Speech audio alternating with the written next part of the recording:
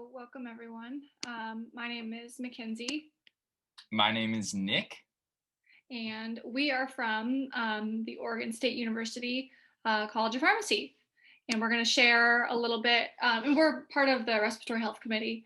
We're going to share a little bit about some topics on lung health. So let's see, next slide. Whoops. All right. So here's our respiratory system. Well, here's the end of it, I guess.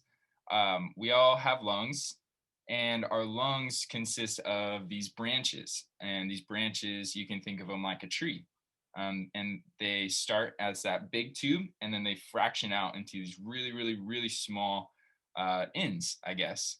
And the air, when we breathe in, goes into those tubes and goes to the little ends of them, the little root ends. And that's where we get oxygen into our body. Our blood flows through and right past those areas, and it exchanges oxygen with carbon dioxide. And then the oxygen is carried away and taken to our muscles and our organs. And that's what we do every single day, all the time, even when we don't think about it. And it's the thing that keeps us alive and allows us to live on land, basically. And there's little tiny sacs at the ends of them that look like grape clusters, like a few little tiny things. And so the next thing we're going to do is we're going to breathe in a little bit and get air to those little grape clusters. So this is called box breathing. So if you're with us or you're going to do this on your own, what you do is you imagine breathing on a box. So you'll breathe in for 4 seconds and you'll hold it for 4 seconds, and then you'll breathe out for 4 seconds, hold that for 4 seconds, and then breathe in. And it's just kind of a cycle. And you do this 4 times. We're going to say you can do this as many times as you want, but we really like the number 4 on this slide. So we're going to stick with 4 rounds. So let's do a couple right now. All right. So if you're watching this, just kind of get in a comfortable position, and then we'll begin. So breathe in for 4 seconds. Hold it for 4 seconds. Breathe out for 4 seconds. Hold for 4 seconds. Breathe in. Hold. Breathe out.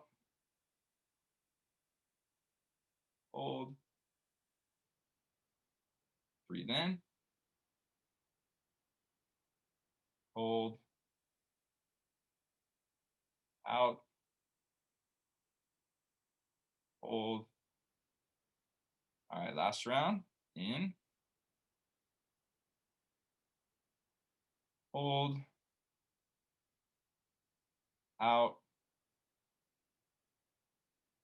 Hold. And then you can go back to your just normal breathing rhythm, just in and out.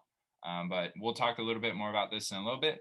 You can implement this whenever you want during your day, and there's no negative side effects to it. It'll always be a positive to help calm you down and clear your mind a little bit and give you a little bit of focus.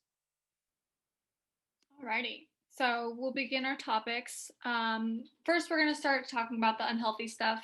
So if you're watching this video, you can go ahead and pause it and then think of some examples of unhealthy lungs, how someone would get unhealthy lungs, and then what do you think is happening when someone does have unhealthy lungs. So either think amongst yourself or talk about it with people around you, or however you want to do that. But for now, we will go ahead and move on. Our first unhealthy lung topic is cough. There's 2 different types of cough that someone can get. A wet cough, which is thought of as where you produce a lot of mucus and you're coughing up a bunch of phlegm, usually brought on by an infection. The other type of cough is a dry cough. So it's dry, obviously, caused by inflammation, kind of like a tickle in the throat. There are different medications that are good to take when someone has a cough. A cough suppressant like Robitussin helps you cough less by decreasing the threshold. The Mucinex is an expectorant, so it helps you cough out the mucus and it expels it out. And then benzonatate is a prescription-only cough suppressant, similar to the Robitussin, also helps you cough less. The next one is asthma, which is a little bit more common. Asthma is seen as shortness of breath, coughing, and wheezing. And what it is your bronchioles, which was in that first slide, the tubes that lead to your lungs, they become inflamed and they narrow, what you could see on the picture here. And this makes it hard to breathe.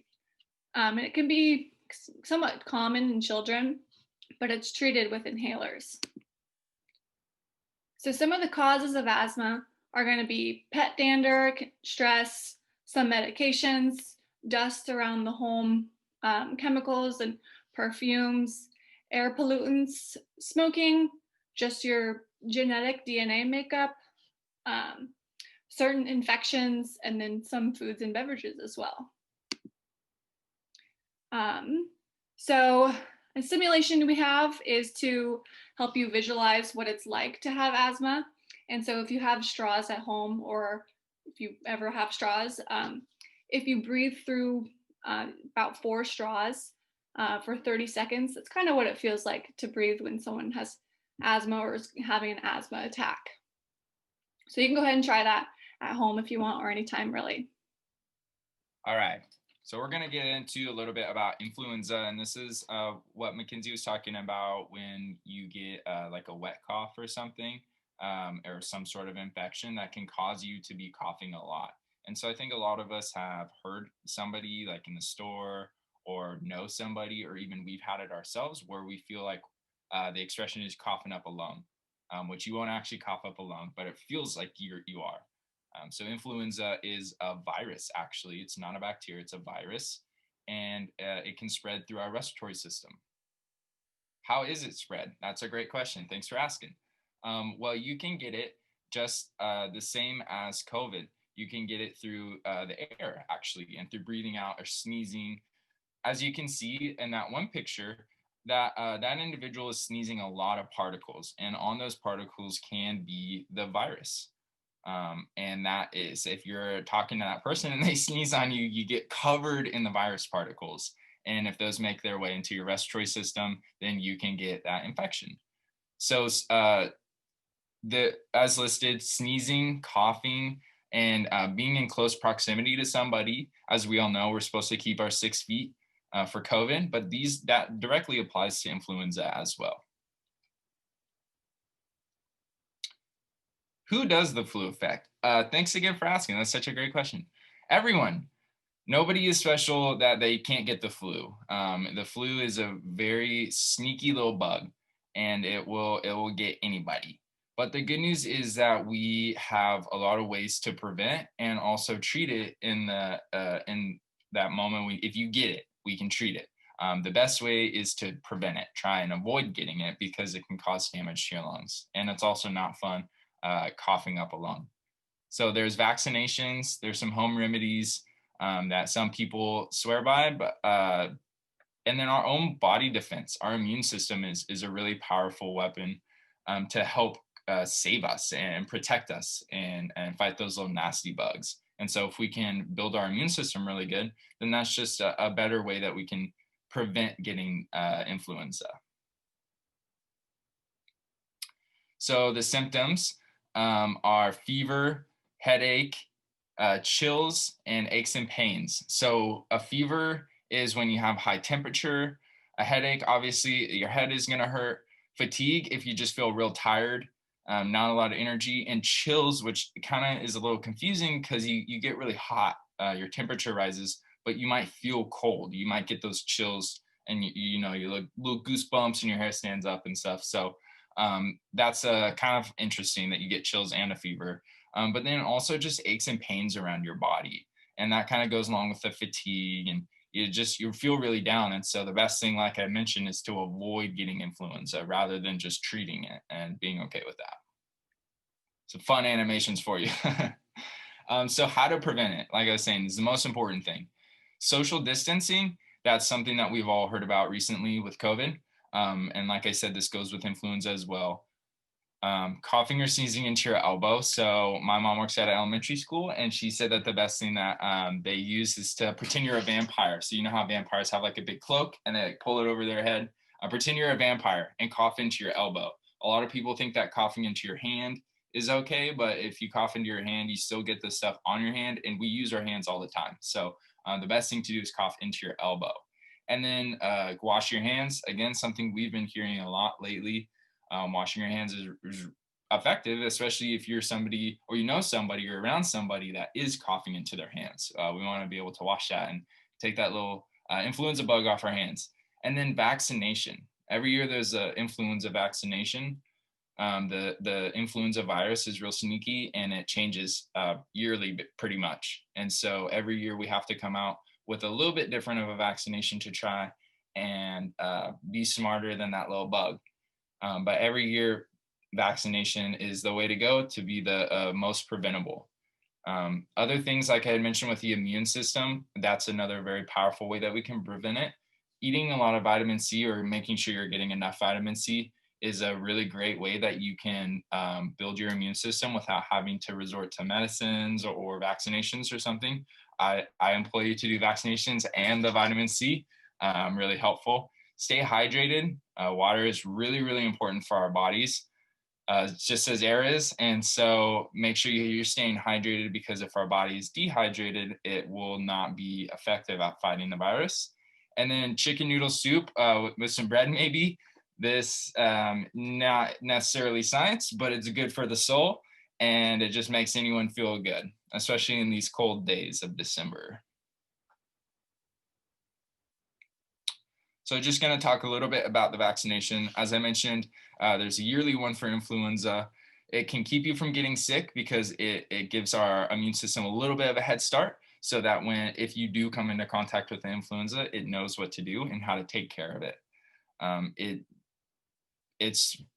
That's all it does. It just helps your immune system be better quicker, pretty much.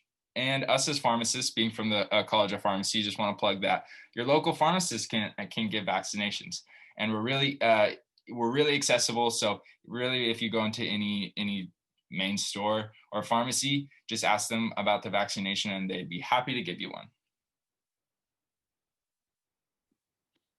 All right. So we will talk about our next unhealthy topic, which is vaping and smoking. Vaping is the act of inhaling and exhaling the aerosol, often referred to vaping or vapor, which is produced by e-cigarettes or similar devices. So the reason why vaping and smoking is bad is because it contains carcinogens, which are cancer-causing particles that you inhale. And obviously that doesn't sound very good for the lungs, so it's not good. It can cause damage along the way.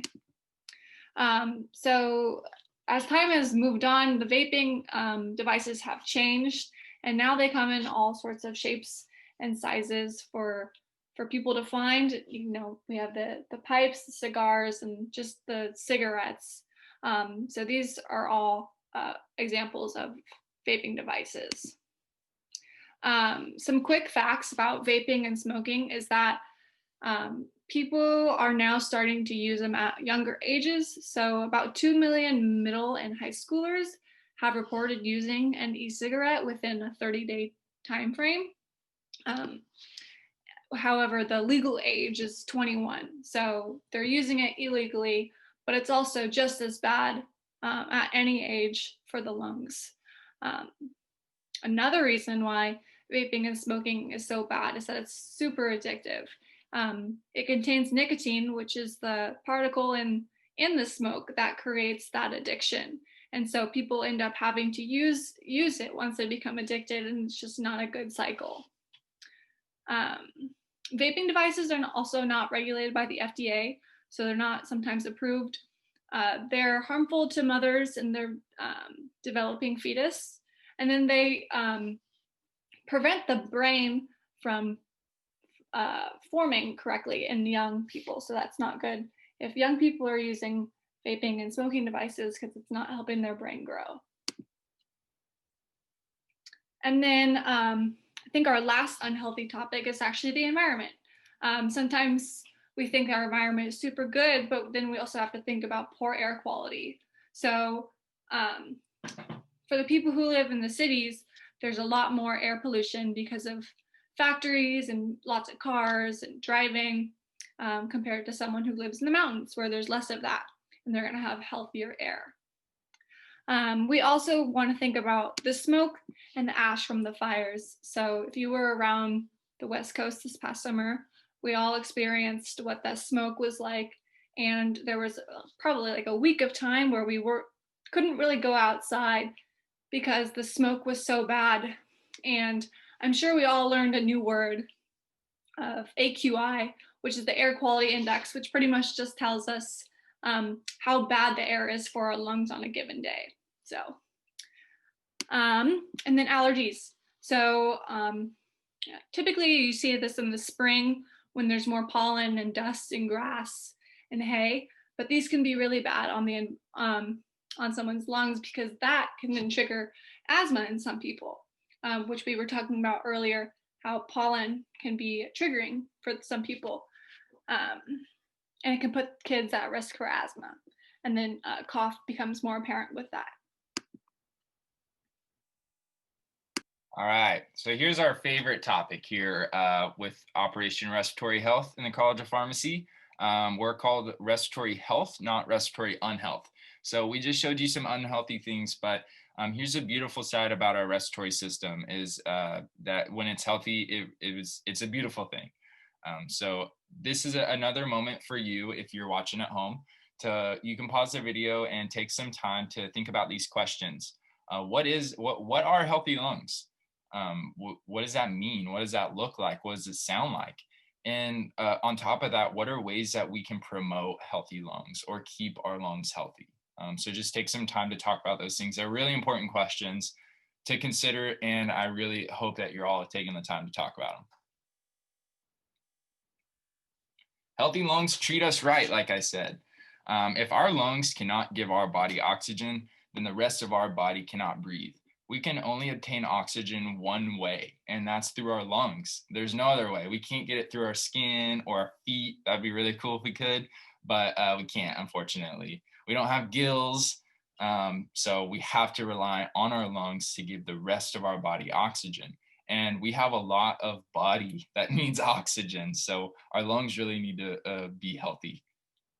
Our heart, our brain, and our liver are the most important organs in our body, and they require a lot of oxygen. So like I said, if our lungs aren't working correctly, then our heart, our brain, and our liver aren't going to work correctly either. And although it may take some time, over time, it'll be very serious and permanent damage. This isn't something that you can treat, and it isn't something that, you put a Band-Aid on and it gets better in a week or whatever. It's very serious and very permanent, and not reversible at all. So unfortunately, the permanent damage comes later in life. And so like for me, for instance, as a young person, I'm trying to employ healthy habits right now so that when I'm older and perhaps have a family, they don't have to see me struggling with just getting oxygen. And I want to be there for them too. And that comes along with just being healthy. So the good news, as you can see on the bottom, is we have things that we can do to keep our lungs healthy. So we should all do them. Here is what we can do. So we can avoid pollution and bad environment.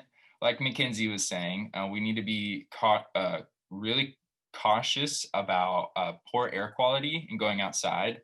This summer, I was running a lot, which is breathing really hard outside. But when the fires happened, I made sure not to do that, because if I were to go out and run and really exercise my lungs and be breathing in all that poor air, that could cause some damage. So I took some time off. Refraining from smoking, that's kind of a given. If you're just putting smoke into your lungs purposefully, you should stop, because that is the exact opposite of a healthy lung habit. And as Mackenzie was saying, can be cancer causing. And then if you are you work with wood, and there's like ash, or if there's fine particles flying around in the air from your job or anything like that, we want to make sure that we're wearing proper respiratory equipment. So this could be something like a mask or a ventilator. And we need, again, we need just to be aware about those things. If we know that we're going into an environment that has a lot of particles, just make sure to wear a mask or something that can filter those out. So those are ways that we can avoid harm. But then the bottom ones in bold are actually ways that we can improve lung health actively, not just avoid damage, but we can actively be better. And so exercise. Exercise is fantastic for so many reasons, but we'll focus on respiratory health here. Conscious breathing techniques, the box breathing would fall under that. So employing that frequently, that can help. And then breath work, and we'll get to that in a little bit. But those, like I said, those three things are ways that we can every day work on being healthier. Exercise. So exercise is a funny thing. It's really hard, and a lot of us don't like it because we get really tired and sweaty. And like I said, it's just really difficult to exercise. But the great thing is that we're practicing what it's like to work out our lungs. And that term breathlessness is something that if you get familiar with that and you get comfortable with being breathless, then our body is able to adapt and work at a normal level, even when you're breathing really hard, after you play tag or go on a run or like lift heavy groceries from the car and take them inside. It's basically practicing being breathless, and that in the long run can help us very, very significantly. And that's what it looks like when I ran this summer. I was wearing a heart costume with a headband. So breathlessness is a shortness of breath, as I mentioned. Some ways that you can get breathlessness is through exercise, which is a little ironic that we would practice that. Altitude, people that live up in the mountains or like in Colorado has high altitude. And so a lot of people, they go visit there, they have a hard time breathing if they're somewhere here on the West Coast or near the ocean or something that's low altitude. Tight clothing can actually constrict your lungs and your muscles from expanding your rib cage and allowing your lungs to fill properly. And then a sedentary lifestyle, so working from home. As a lot of us know, we're spending 24 hours a day sitting at home, basically doing everything virtual. And so we're not practicing what it's like to be breathless. So then later, say, you sit on Zoom for 10 hours, you go for a run, it's hard. Our body's not used to that breathlessness and it really struggles. But employing exercise, like I said, can help combat that. Conscious breathing, as I mentioned, box breathing falls under that. It's just being aware of how we're breathing, thinking about it, thinking about the air going in, and it helps us clear our mind if we're really scatterbrained or stressed out. It gives us a moment to think and pause and focus on getting oxygen to our brain, our heart, our kidney, our liver, our muscles, everything else. And so as it says there on the slide, during times of stress, right before bed, it can help you calm down, or really any time of the day. Like I said, there's no bad about this. You'll never find any negative. It'll always benefit your body.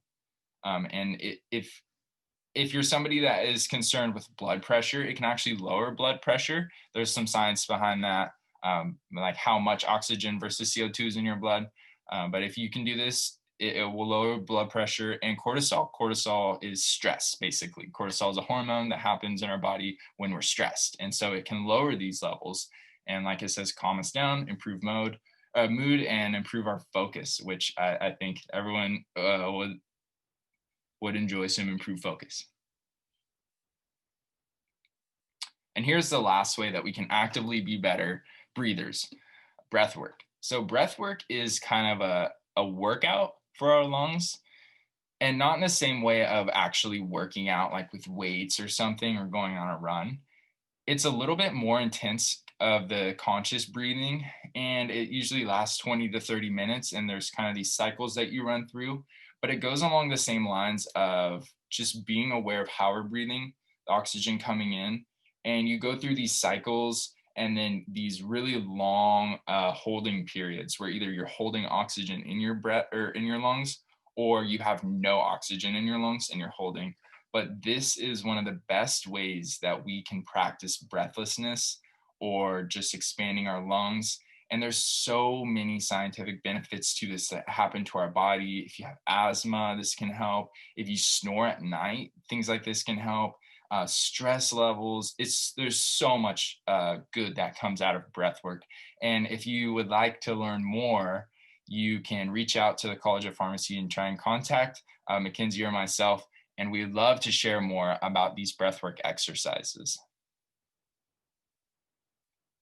And if your lungs are healthy, this is what they're saying all the time. We love being healthy and we love you. Healthy lungs support us all the time. All right. So we also wanted to throw in some ways if you're interested in helping others with their respiratory health. And so we have a few different career pathways or jobs that focus on respiratory health. So the first one is a respiratory therapist that focuses on helping patients with COPD, asthma, and emphysema, which are all lung problems, and they help them use breath work to get their lungs to a better state. We have personal trainers, which helps people become more physically active, helps them increase their lung health, again, like we were saying with the exercise. We have yoga trainers, which they use their breath and they connect it to their movements, which is also another way of combining exercise with a little bit of breath work as well. And then lastly is the pulmonologist, which is a doctor that focuses on lungs. So they treat people, they diagnose people, they may perform surgeries on lungs. So yeah, those are some things. If you're interested in helping others with their respiratory health, these are a couple of different career paths that someone could take. So our goal is to spread awareness about respiratory health, both the dangers as well as the benefits. Often there is too much focus on harm and damage, so we hope you're able to see some positive sides of respiratory health. Utilizing these healthy habits will ensure the well-being of your lungs and ultimately you. So from your friends in the OSU Respiratory Health Operation, we truly hope you have enjoyed the time with us, and keep on breathing.